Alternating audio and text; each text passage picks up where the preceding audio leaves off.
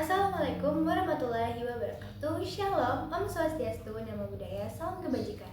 Halo semuanya, perkenalkan nama saya Mutiara Kailamru dari program studi S1 Teknik Mesin Angkatan 2025 kelas A dengan NIM 15206255023. Pada kesempatan kali ini saya ingin memaparkan materi tentang karburator mesin bensin fisika dasar. Ada 5 rumusan masalah yang akan saya paparkan dalam video kali ini. Yang pertama, bagaimana prinsip kerja karburator berdasarkan hukum Bernoulli. Yang kedua, apa saja fungsi dan komponen utama dari karburator. Yang ketiga, apa aspek positif dan negatif mengenai karburator dalam penerapan industri.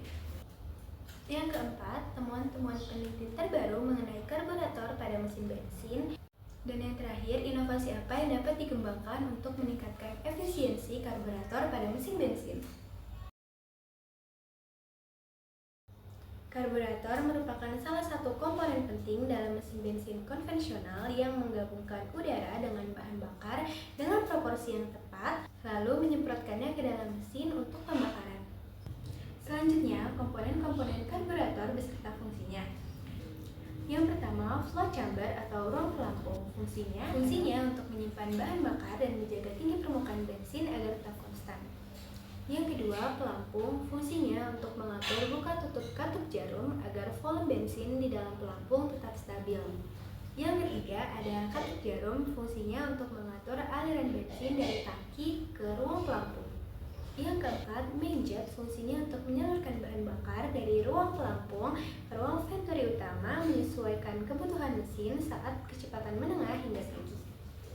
Yang kelima, slow jet. Fungsinya untuk menyediakan bahan bakar saat mesin dalam kecepatan rendah. Yang keenam, ada venturi. Fungsinya untuk menyempitkan saluran udara agar kecepatan udara meningkat dan tekanan menurun, sehingga bensin dapat terisap ke aliran udara.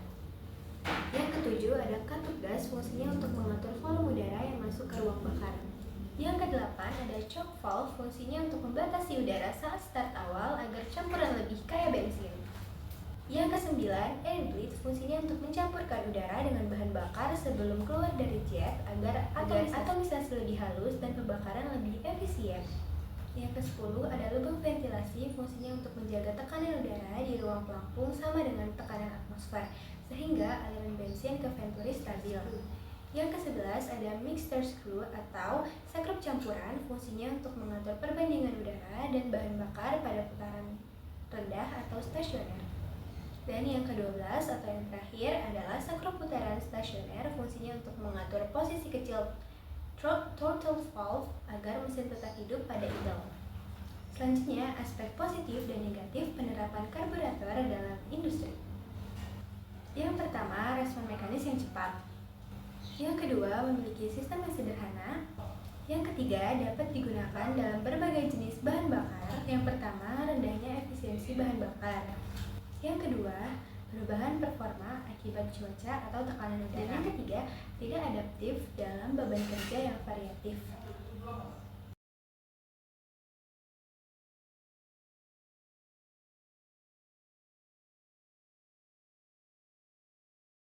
Nah, berikut saya paparkan cara kerja karburator dan interaksi antar komponen. Yang pertama, sistem pelampung berfungsi untuk mempertahankan ketidian permukaan bahan bakar di ruang pelampung pada karburator. Jika tinggi bahan bakar pada ruang pelampung turun, maka pelampung akan turun sehingga needle valve atau jarum pelampung akan terbuka, sehingga bahan bakar akan masuk ke ruang pelampung. Ketika tinggi permukaan bahan bakar naik, maka pelampung juga akan naik, sehingga needle valve akan menutup aliran bahan bakar yang akan masuk ke ruang pelampung. Proses ini terjadi secara terus-menerus sehingga ketinggian bahan bakar pada ruang pelampung akan selalu konstan. Selanjutnya adalah sistem kecepatan idle atau stasioner. Sistem stasioner bekerja ketika posisi pedal throttle tertutup penuh. Pada kondisi ini, hisapan ruang silinder akan menghisap campuran udara dan bahan bakar yang akan keluar dari idle port. Bahan bakar berasal dari ruang pelampung yang terhisap sehingga melewati main jet dan slow jet. Di dalam slow jet, bahan bakar dicampur dengan udara dari air glider. Nah, selanjutnya slow jet di sini berfungsi sebagai pengatur banyaknya jumlah bahan bakar yang akan masuk ke dalam silinder. Selanjutnya, campuran udara dan bahan bakar akan melewati economizer jet dan solenoid.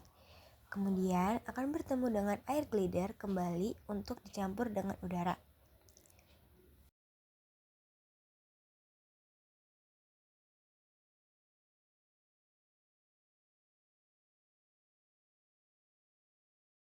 Selanjutnya, campuran udara dan bahan bakar akan masuk ke dalam intake manifold melalui idle port. Pada idle port terdapat baut penyetel campuran idle atau IMAS, idle mixture adjusting screw.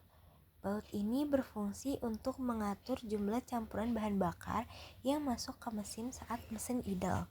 Ketika baut IMAS diputar ke arah luar, maka idle port akan terbuka. Dan ketika baut IMAS diputar ke arah dalam, maka idle port akan tertutup. Baut IMAS ini juga sering disebut dengan baut angin-angin oleh kalangan umum.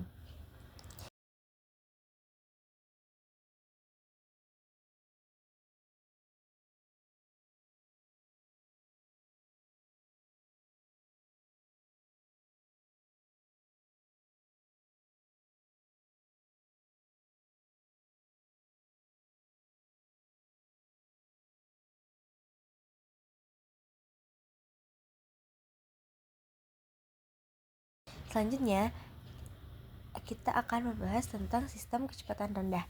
Nah, sistem kecepatan rendah bekerja ketika throttle valve terbuka sedikit atau ketika pedal gas diinjak sebagian, sehingga campuran udara dan bahan bakar yang semula hanya melewati idle port sekarang juga melewati slow port.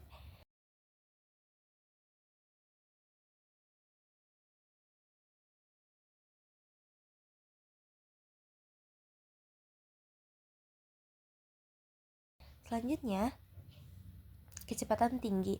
Sistem kecepatan tinggi bekerja saat pedal gas diinjak dan mesin berputar pada kecepatan sedang sampai kecepatan tinggi.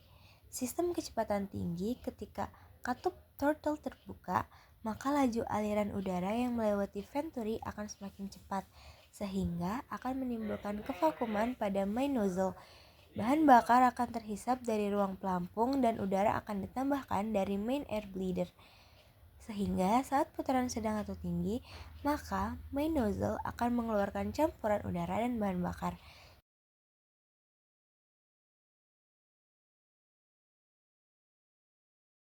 Sistem selanjutnya adalah sistem tenaga atau power system. Sistem ini bekerja saat beban mesin tinggi. Komponen utama pada sistem ini adalah power piston dan power valve. Pada kondisi beban normal, maka kevakuman pada intake manifold akan tinggi, sehingga power piston akan tertarik dan power valve akan menutup. Pada kondisi ini, bahan bakar yang keluar dari main nozzle hanya akan disuplai dari main jet saja.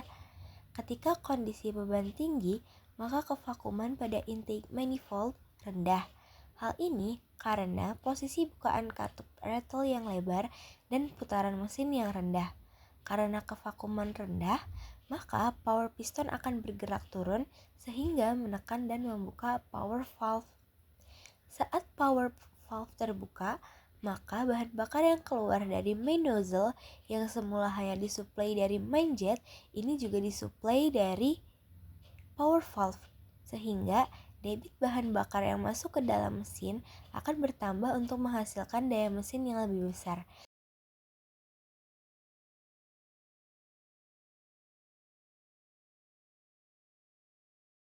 Selanjutnya, sistem akselerasi atau percepatan. Nah, sistem percepatan ini berfungsi untuk menambah bahan bakar yang masuk ke mesin ketika pedal gas diinjak secara tiba-tiba. Jika pedal gas diinjak, maka peluncir akan terdorong. Saluran inlet akan tertutup dan saluran outlet akan terbuka, sehingga pump jet akan mengeluarkan bahan bakar. Saat pedal gas dilepas, maka saluran outlet akan tertutup dan saluran inlet akan terbuka, sehingga bahan bakar akan mengisi ruang peluncir. Sistem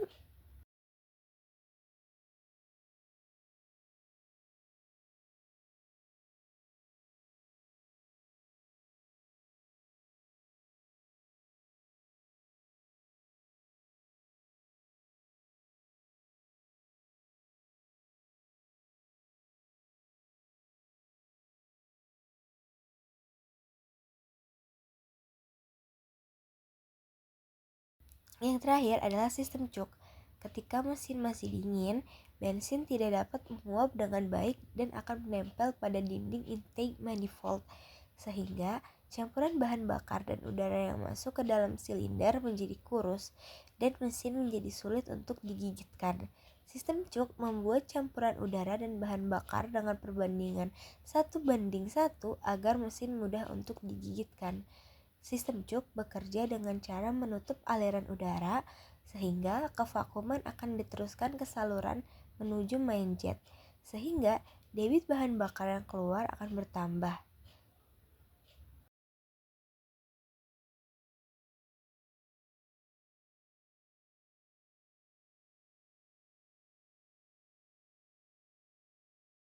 Nah, selanjutnya kita akan membahas tentang studi kasus karburator mengenai main jet karburator yang tersumbat. Dalam kondisi normal, berlaku persamaan Bernoulli, yaitu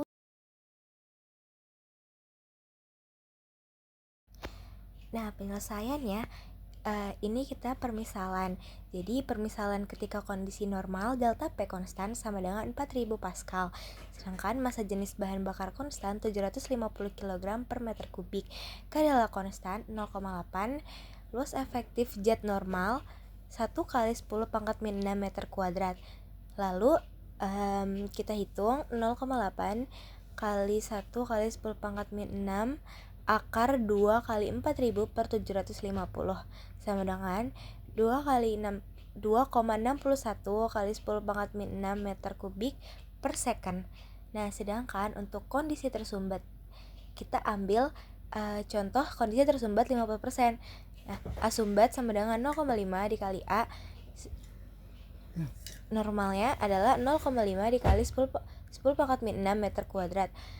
Asumsinya delta P-nya itu tetap 4000 Pascal. Nah, cara mencari Q sumbatnya adalah 0,8 dikali 0,5 dikali 10 pangkat min 6 kali akar 7502 per 4000, sehingga hasilnya 1305 kali 10 pangkat min 6 meter kubik per second.